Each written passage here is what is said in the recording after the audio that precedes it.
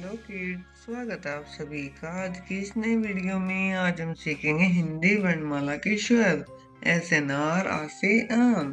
तो चलिए शुरू करते हैं। ऐसे अनार,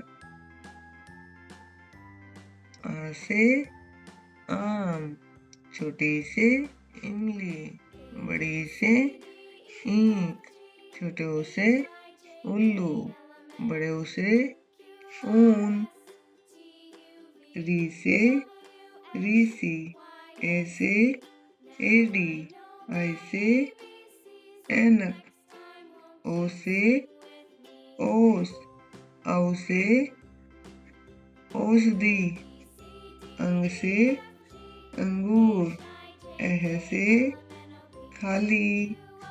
ऐसे अनार, आ से आम, छोटी से इमली, बड़ी से ईंख, छोटे ऊ से उल्लू, बड़े ऊ से ऊन, री से ऋषि, ए से डी, आई से ऐनक, ओ से ओखली, औ से औरत, अंग से अंगूर, ऐ से खाली। Thank you kids.